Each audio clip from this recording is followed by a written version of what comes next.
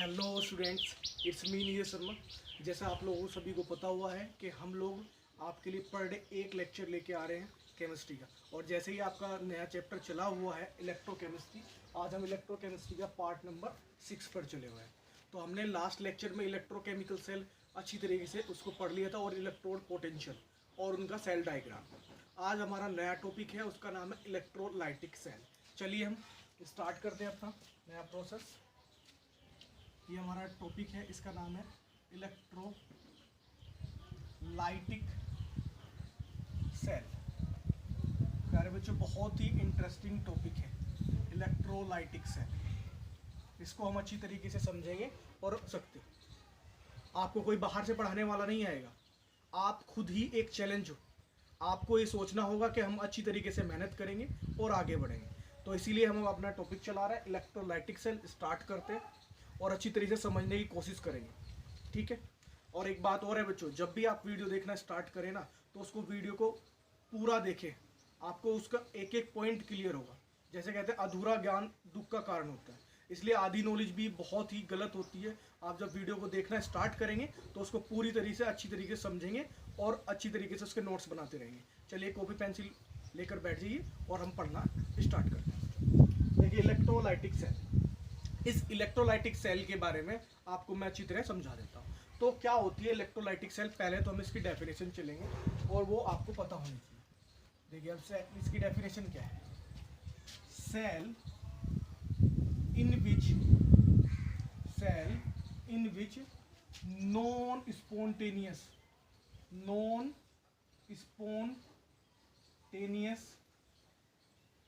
Redox reaction. अब एक बहुत अच्छी बात आई है कि cell in which non spontaneous redox reaction which is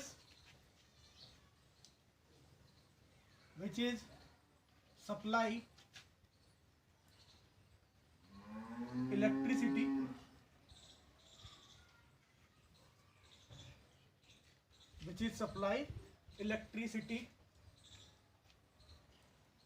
that conversion of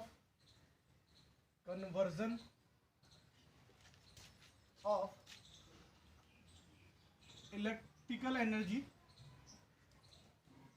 to chemical energy take place।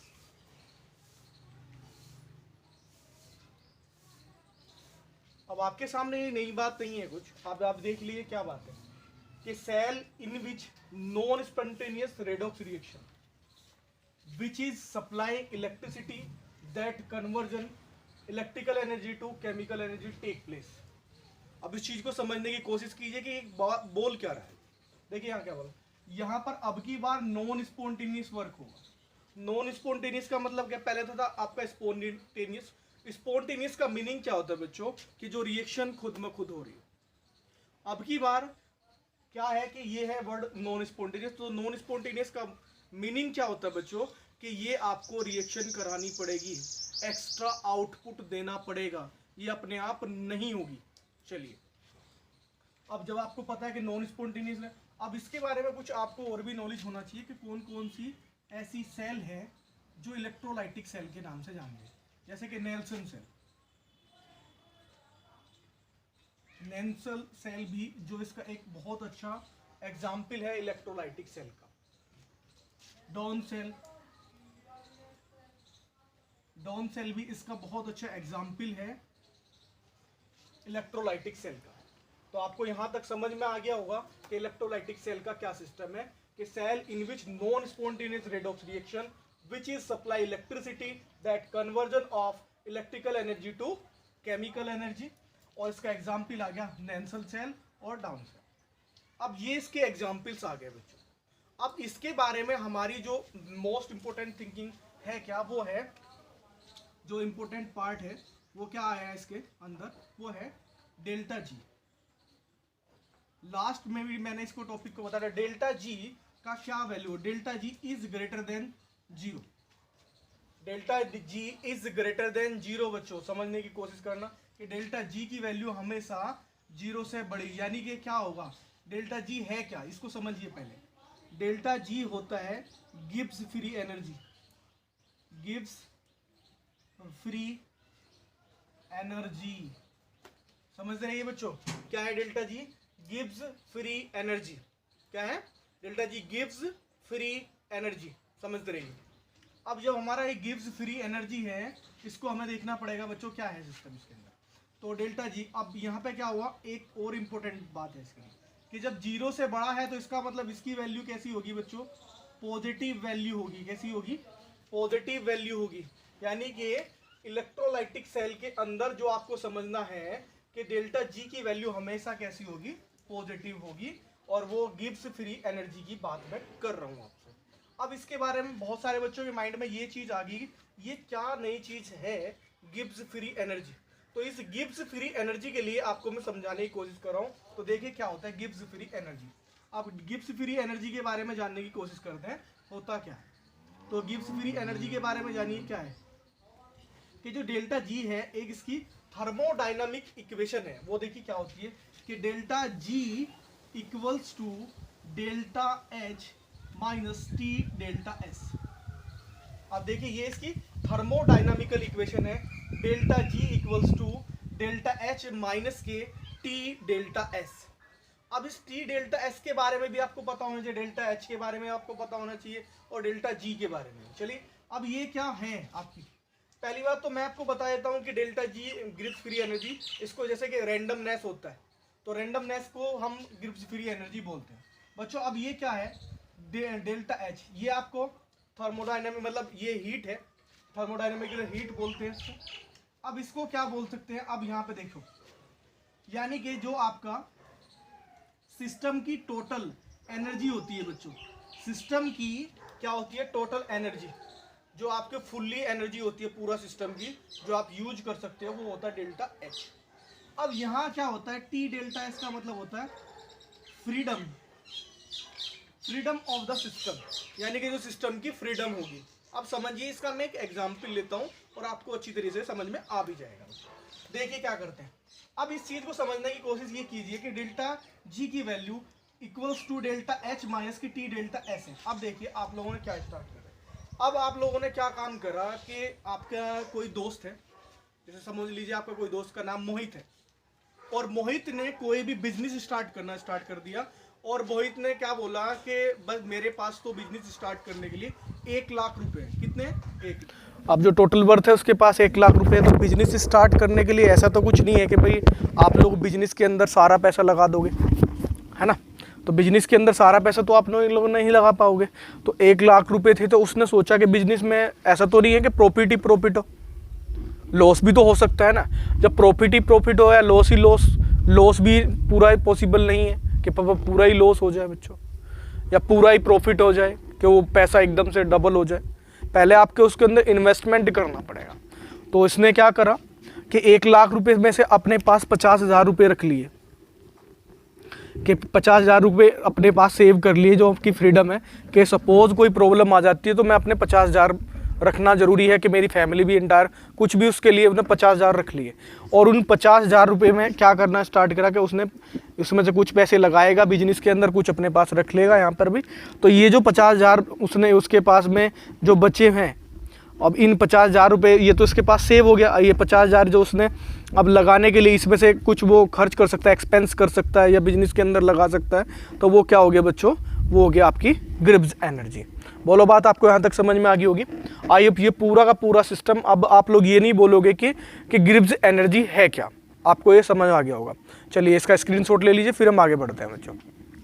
Okay चलिए, अब यहाँ पे आपकी जो इलेक्ट्रोकेमिकल सेल चली हुई है, अब इस इलेक्ट्रोकेमिकल सेल के अंदर अब हम इसका फिगर बनाते हैं बच्चों। इलेक्ट्रोकेमिकल सेल का फिगर बनाते हैं, ध्यान से देखते रहिए। चलिए अब आप लोगों को यहाँ पे ये चीज़ बहुत ज़रूरी है इलेक्ट्रोकेमिकल सेल के अंदर कि आपके पास में आपने जो इमेज बनाई है, इसके एक फर्स्ट ऑफ ऑल एक कंटेनर आपने ले लिया। क्या ले लिया बच्चों? एक कंटेनर आपने यहाँ पे ले लिया है। और जो कंटेनर है, अब इस कंटेनर के अंदर आपने क्या कर लिया बच्चों, इस कंटेनर के अंदर आपने कोई भी इलेक्ट्रोलाइटिक सॉल्यूशन फिल कर लिया। क्या कर लिया? Electrolytic solution, electrolytic solution. अब इस चीज़ को समझिए, जो आपका इलेक्ट्रोलाइटिक सॉल्यूशन है ना, इस इलेक्ट्रोलाइटिक सॉल्यूशन की फेज या तो आपकी मोल्टन हो सकती है या आपकी एक्वस हो सकती है, दोनों स्टेट में मिल सकता है। ये आपका इलेक्ट्रोलाइटिक सॉल्यूशन आपका या तो आपका मोल्टन स्टेट में मिलेगा या एक्वस में। अब इस इलेक्ट्रोलाइटिक सॉल्यूशन के अंदर क्या होते हैं, मॉलिक्यूल्स होते हैं बच्चों। क्या होते हैं, मॉलिक्यूल्स। समझते रहिए आप लोग, जो इलेक्ट्रोलाइटिक सॉल्यूशन है, इस सॉल्यूशन के अंदर मॉलिक्यूल्स होते हैं। अब जब ये मॉलिक्यूल्स होते हैं, इन मॉलिक्यूल्स के अंदर क्या होता है, इलेक्ट्रोस्टैटिक्स फोर्स होगा, या इलेक्ट्रोस्टैटिक फोर्स में आप यहाँ पे आ गया, या इसको आप लोगों को याद आ रहा होगा, इसको रिमेंबर 11th क्लास में पढ़ा है कि इलेक्ट्रोस्टैटिक फोर्स बोल सकते हैं, या इसको हम लोग बोलेंगे आयनिक बॉन्ड। अब तो आपको आई होप क्लियर हो गया होगा, समझे आप लोग। इलेक्ट्रोलाइटिक सॉल्यूशन आपने इस कंटेनर के अंदर भर लिया, वो कौन सी स्टेट में हो सकता है बच्चों, वो मोल्टन स्टेट में हो सकता है या एक्वस स्टेट में हो सकता है, ये क्लियर है। अब ये जो हमारा यहाँ पे ये इसके अंदर जो मॉलिक्यूल्स है ना, उस मॉलिक्यूल्स के अंदर इलेक्ट्रोस्टैटिक फोर्स लगा होता है या आयनिक बॉन्ड बना होता है बच्चों। अब एक चीज़ और ये यहाँ पे सीधी सी बात है, ये जो हमारा आयनिक बॉन्ड है, तो आपकी इसकी डेफिनेशन क्या होते हैं, कंप्लीट ट्रांसफ़र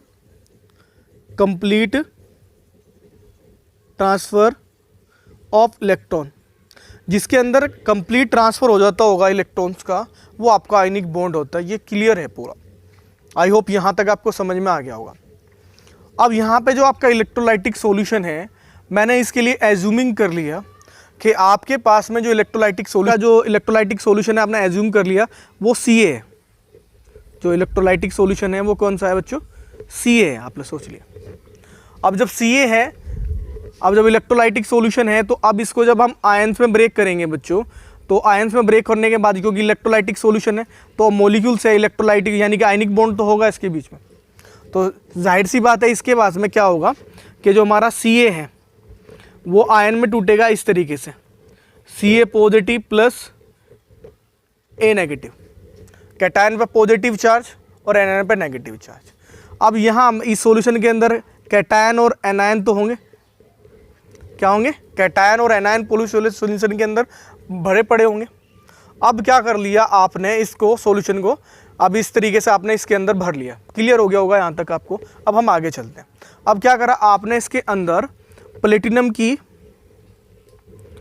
ये आपने यहाँ पे क्या कर लिया, प्लेटिनम की रोड लगा दी बेटा। किसकी लगाई है आपने, प्लेटिनम की रोड लगा दी है। ये लाइट्स का मतलब क्या है, इलेक्ट्रोलाइट में यानी कि रिएक्शन नहीं कर पाएगा, तो ये आपकी प्लेटिनम की है। किसकी लगी हुई है, प्लेटिनम की। अब सीधी सी बात है, क्या इसके बीच में, इस सॉल्यूशन के बीच में और इन रोड के बीच में रिएक्शन होनी स्टार्ट होगी, बिल्कुल भी नहीं होगी। अब रिएक्शन स्टार्ट नहीं होगी तो हमें क्या करना पड़ेगा, मैंने आपको बताया था, cell in which non spontaneous redox reaction. तो अब रिएक्शन तो होगी नहीं, तो इसको which is the supply electricity, यानी कि समझिए आप लोग इसको आपको एक्स्ट्रा आउटपुट देना पड़ेगा, तब आपको ये समझ में आएगी बात। तो आपने क्या कर लिया, इसको एक्स्ट्रा आउटपुट यानी कि इसे डीसी करंट दे दिया, यानी कि किसी बैटरी से ऐड कर दीजिए बच्चों। आपने क्या कर लिया, इसको किसी बैटरी से ऐड कर दिया।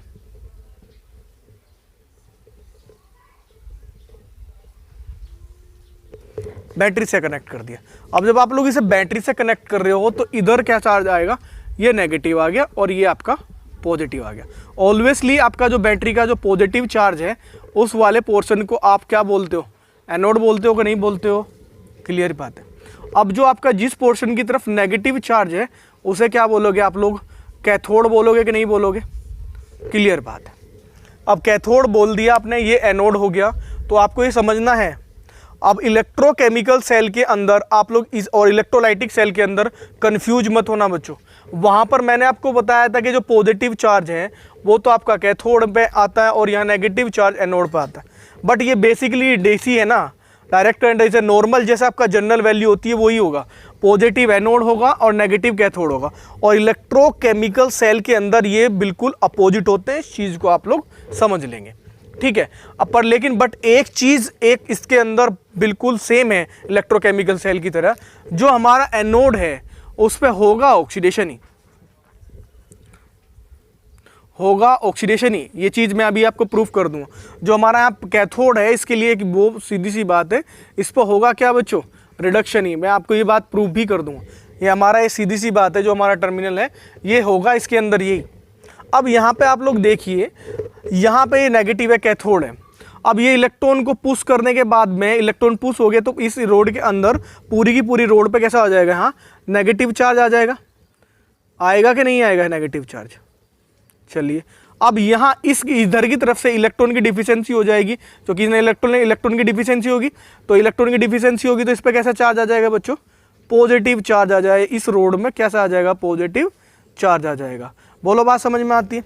अब होगा क्या, ये पॉजिटिव वाला नेगेटिव को अपनी तरफ अट्रैक्ट करेगा। किसको अट्रैक्ट करेगा, नेगेटिव को।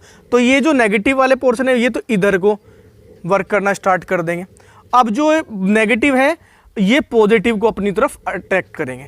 तो हमारा ये जो टर्मिनल्स हैं, ये जो हमारा कैथोड और एनोड टर्मिनल्स है, इन पे क्या रिएक्शन हुई वो आपको समझनी पड़ेगी। चलिए इधर बता देते हैं। मैं यहाँ पे आपका पहले एनोड की बात कर लेता हूँ। मैं एनोड पे क्या वर्क हुआ, एट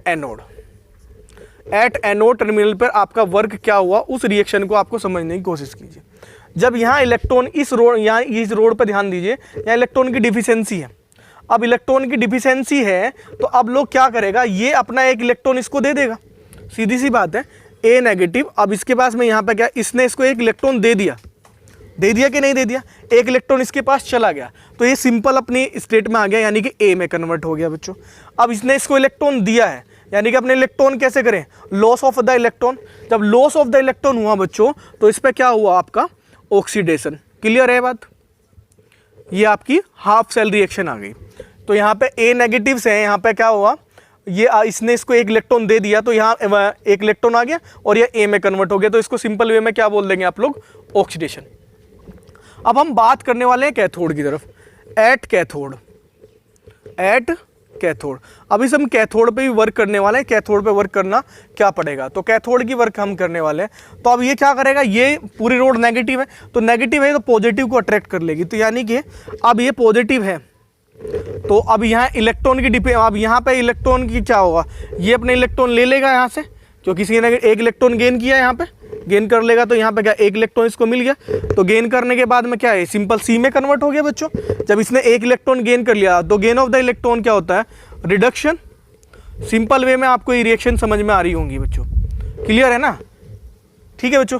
अब यहाँ पे एनोड और कैथोड की जो रिएक्शन है वो बिल्कुल प्रॉपर वे में हो गई है। अब आप लोगों को क्या करना है, अब इस रिएक्शन का क्या करना है, हम लोगों को ये समझना पड़ेगा कि इसकी हम ओवरऑल रिएक्शन निकाल लें। क्या निकाल लें, ओवरऑल रिएक्शन। तो ओवरऑल रिएक्शन में क्या करना है आपको, ओवरऑल रिएक्शन में एक इलेक्ट्रॉन से एक इलेक्ट्रॉन कट हो गया, तो लेफ्ट का पोर्शन लेफ्ट में जुड़ेगा, राइट का पोर्शन राइट में जुड़ेगा, समझिए। तो A negative plus C positive equals to क्या बनने वाला है, ए सी। अब आप लोग यहाँ पे देखिए, मैं इसको लिख सकता हूँ सी पॉजिटिव और ए नेगेटिव, ये आपने किया है यहाँ पे। तो ये क्योंकि इसके अंदर आयनिक बॉन्ड था तो ये ब्रेक हो गया, एक्वस स्टेट में आ गया, तो सी ए मिला। तो आप लोग इसकी जगह क्या सी ए लिख सकते हो। तो सी ए इक्वल्स टू क्या हो सकता है, सी ए इक्वल्स टू ए प्लस सी है। यहाँ पे सी ए इक्वल्स टू क्या होगा, ए प्लस सी। तो जनरल में ये जो प्रोसेस आया ये बाय द इलेक्ट्रोलाइसिस से आया। तो इलेक्ट्रोलाइसिस से ऐसे ही आप लोग एक कंडीशन और भी लिख सकते हो, NaCl की कंडीशन को। जैसे आपका NaCl है, ठीक है, NaCl को अब यहाँ पे क्या लिखोगे आप, Na प्लस Cl2, फ्यूज क्लोराइड आ गया आपका। यहाँ पे Na से NaCl हुआ, NaCl से क्या हुआ, Na प्लस Cl2। अब बैलेंस कर लीजिए, यहाँ पे 2 से मल्टीप्लाई करें और यहाँ पे हाफ से यहाँ पे कर दिए 1/2। तो इसी तरीके से आप लोग इलेक्ट्रोलाइटिक सेल को अच्छी तरह समझ पाओगे बच्चों।